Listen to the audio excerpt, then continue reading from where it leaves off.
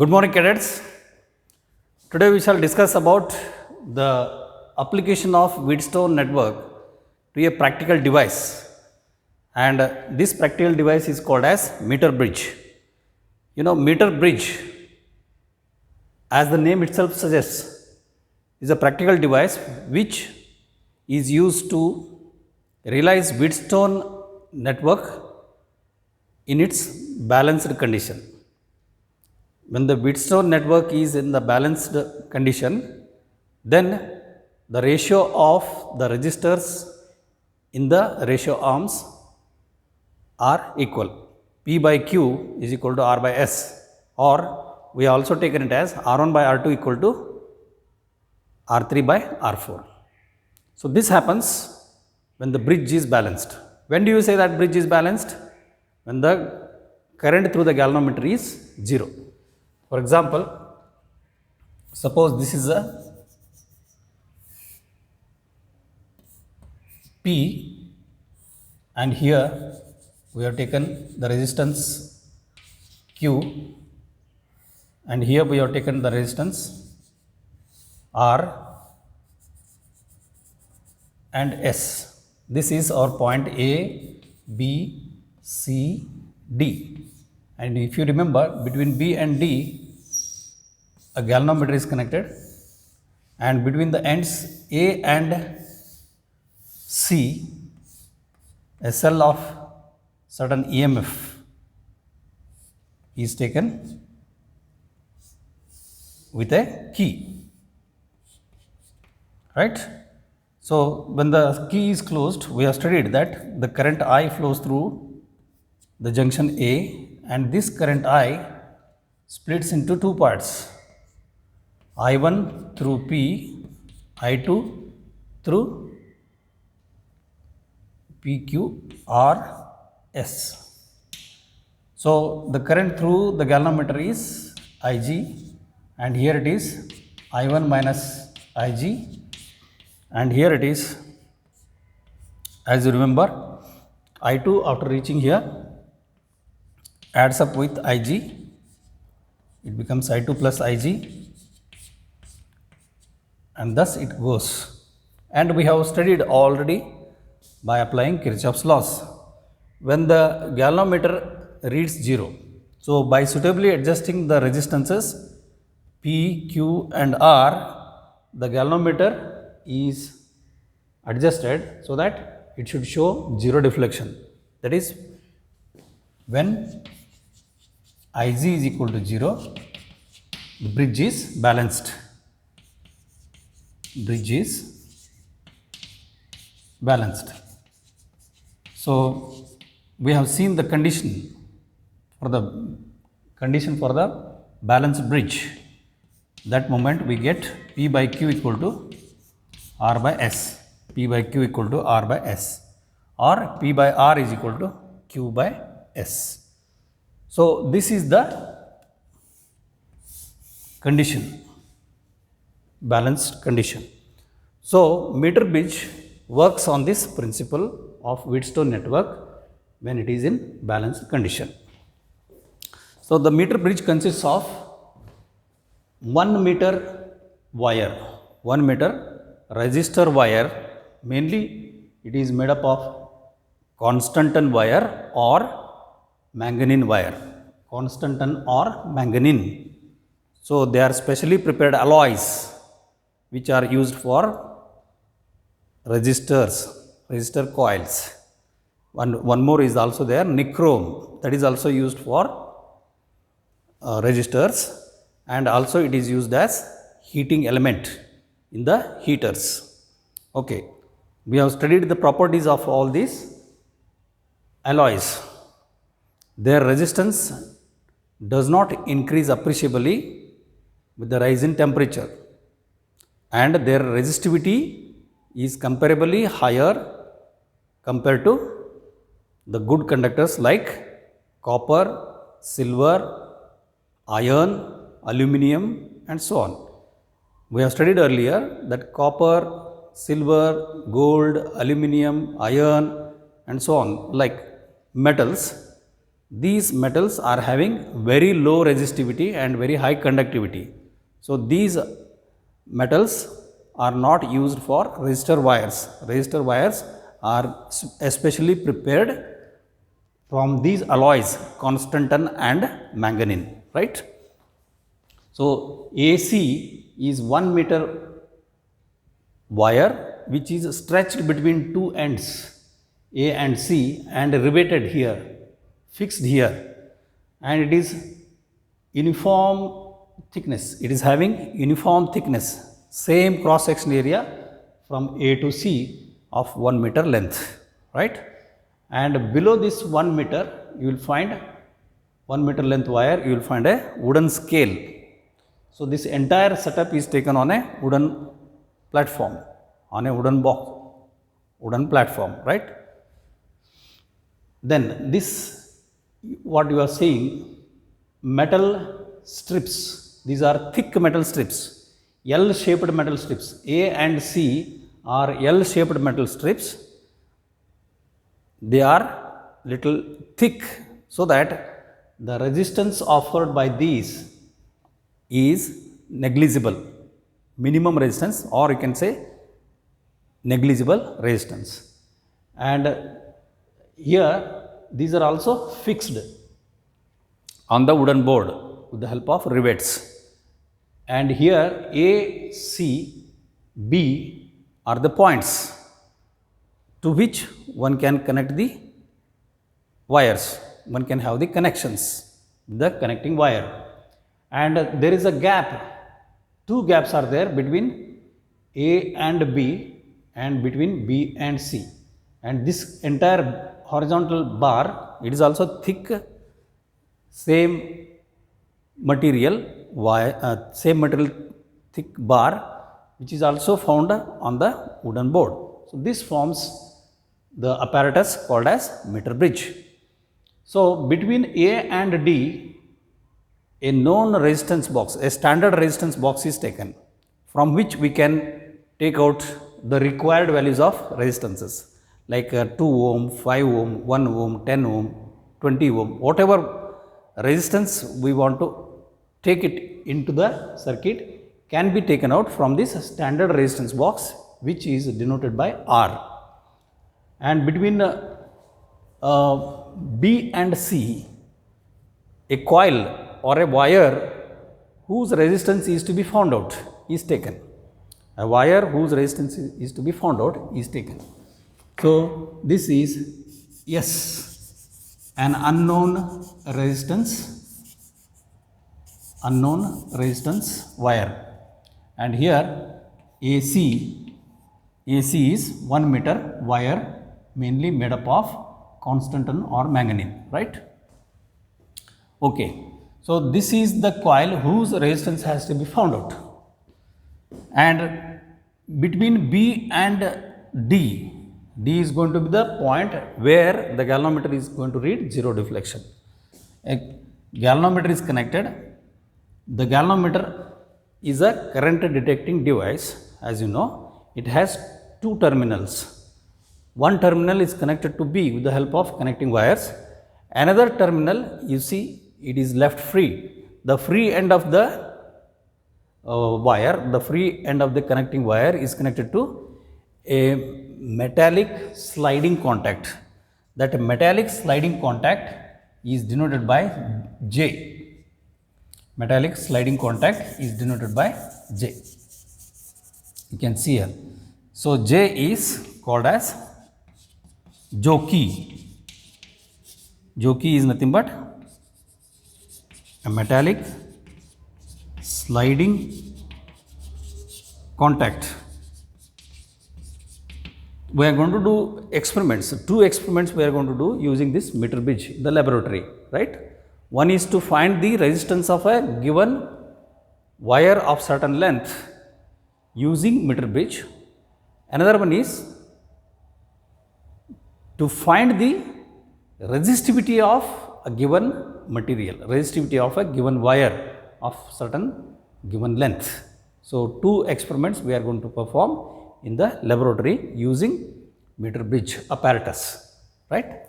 Now how to have the connections. See here, between B and D, a galvanometer is taken. You can compare this with this circuit. Between B and D, a galvanometer is taken.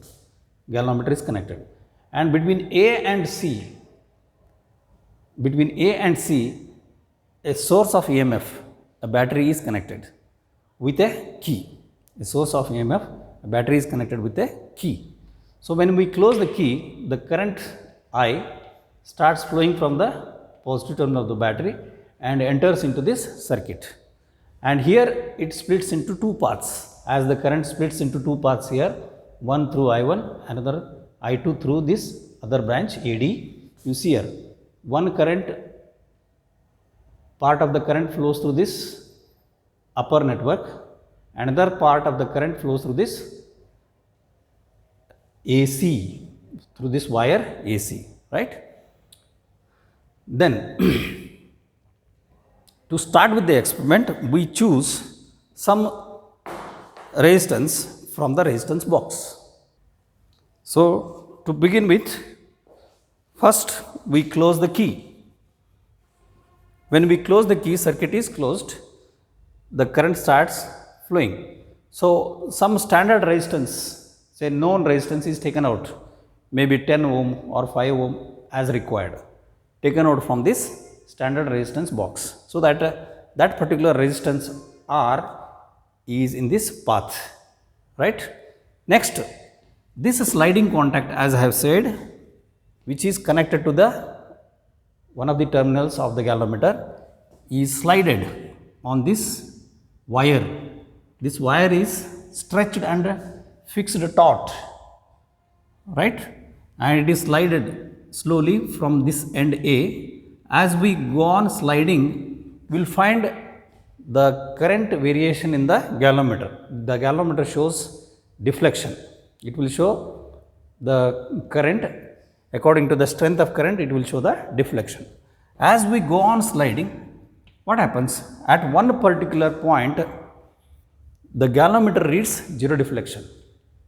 It means at that point, say D, when the galvanometer reads zero deflection, the point B and D will have same potential, so that potential difference between B and D becomes zero. When the potential difference between B and D becomes zero, the current through the galvanometer becomes zero. When the current through the galvanometer becomes zero, then circuit becomes simple. We measure this length AD, as L, and remaining length DC will be 100 minus L centimeter, because it is of total length 100 centimeter, 1 meter. So we take this length as L centimeter and remaining length as 100 minus L will be noted down. So for this particular reading of, say, resistance R, we can calculate the unknown resistance by applying balancing condition of the Wheatstone network. Balancing condition of the Wheatstone network, as you see, P by Q equal to R by S, right? Now look at this circuit diagram. Here these are the resistances R and S. S is the unknown. S is the unknown, right? So R by S must be equal to resistance of this wire AD length divided by resistance of this wire, remaining wire DC. So that becomes the balancing condition. So when the galvanometer reads zero deflection, Ig becomes equal to 0. R by S is equal to, I am writing here, R by S is equal to resistance of AD wire of length L divided by resistance of DC, remaining length of the wire. Now how to find out resistance of the length AD of the wire? We know only the length, but you see, this is a uniform cross sectional area wire. This is a wire having same thickness, having same uniform cross sectional area. Therefore the resistivity of the entire wire is same. Resistivity of the entire wire is, let us say, rho. then resistance of AD, I am going to write, resistance of AD can be written as rho into L, where L is this balancing length, divided by area of cross section, whole divided by resistance of this remaining portion of the wire. Remaining portion of the wire is of length 100 minus L. So, in the same way I can write rho into 100 minus L, rho into 100 minus L divided by A. So, you can see A cancels, rho cancels. So, the equation becomes very simple now. R by S becomes equal to L by 100 minus L. So, R is known standard resistance and L is the measured value on this 1 meter length wire, for which it shows zero deflection. So, this length L is called balancing length. L is the balancing length and 100 minus L will be automatically calculated. So, R by S is equal to L by 100 minus L. We do not know what is the value of S. So, unknown resistance S now can be calculated as S is equal to, you see, 100 minus L into R divided by L. So, using this ratio, one can very easily calculate unknown resistance S. Therefore, meter bridge is a practical device which is used to find out resistance of a given material, given wire of certain known length, right. From that resistance, one can even calculate what is its resistivity. By just measuring its area of cross section, we can calculate resistivity. Resistivity rho is equal to RA by L. R is already calculated, that is unknown resistance S is already calculated. Using that S and the thickness of the wire, one can calculate cross section area. So, using that data, one can calculate resistivity. Resistivity rho is equal to the resistance multiplied by area of cross section whole divided by length, RA by L. In this case, it becomes SA by L, right. This is how we calculate resistivity also. So, two experiments we are going to do. So, I think the idea is clear here. So, this is the working of meter bridge, which is used to find out unknown resistance. So, meter bridge works on the principle of Wheatstone network when the bridge is balanced.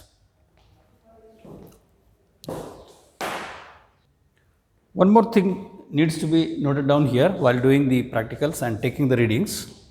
The balancing length that what we are going to get should be in the mid portion between 40 to 60 centimeter. L should be between 40 to 60 centimeter, so that it is round about 50 centimeter. The reason is, when we are measuring the balancing length, there will be always a chance of error. So, that error will lead to considerable amount of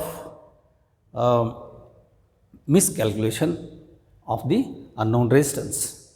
Therefore, when we take the properly adjusting with the standard resistance, that is, by properly choosing the standard resistance from the resistance box, we can adjust the balancing length between 40 centimeter to 60 centimeter, that is around about 50 centimeter, so that the percentage error, the relative error and the percentage error in calculation of the unknown resistance will be minimized.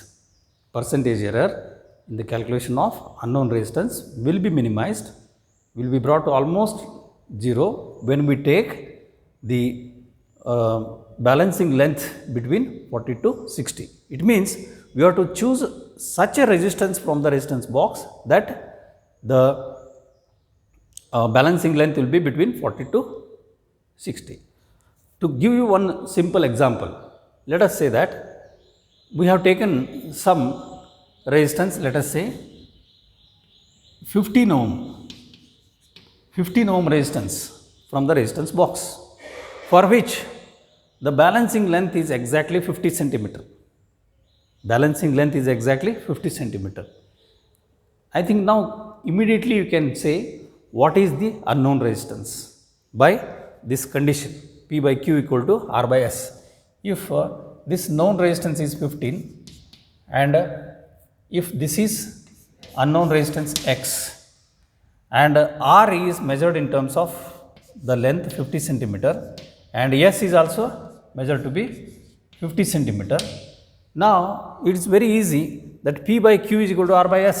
P by Q, that is X, P by X becomes 15 by X equal to R is, that is 50 centimeter and S is also 50 centimeter, 50 by 50. So it becomes 1. Therefore, X is equal to 15 ohm.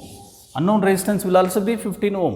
It means if we are taking the resistances by guessing the comparable value, then the balancing length will be close to 50 centimeter.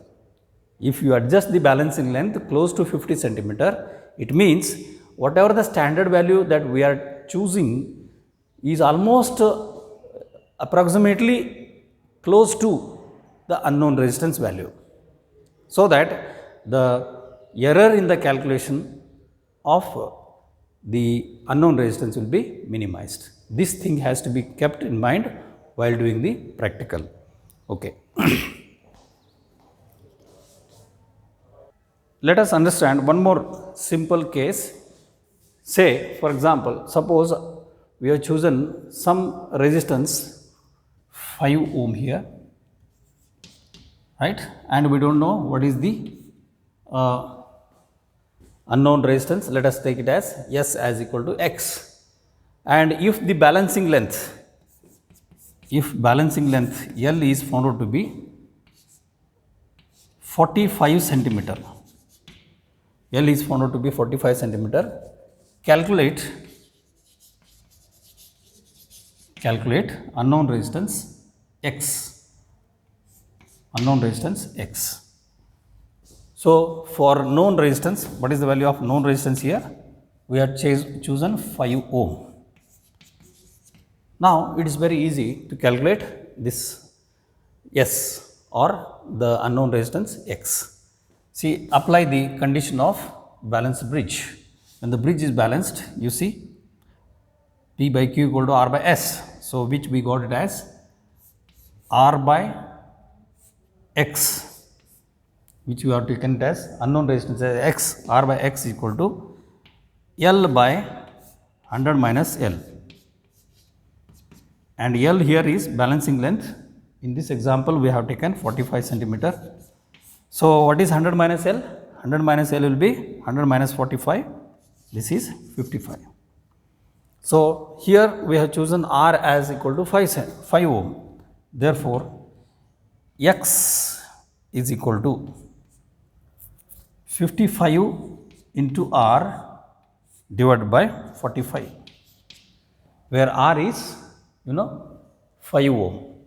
If you take 5 ohm, then very easily one can calculate 5 ones are 5 nines are. So thus it becomes 55 by 45, 55 by 9. 55 by 9 if you calculate, I think yes, X is equal to 100 minus L into R. 100 minus L is 55, 55 into 5 divided by 45. So 5 ones are 5 nines are. So if you just look at it, unknown resistance will be 5 9 ones are 9 6 are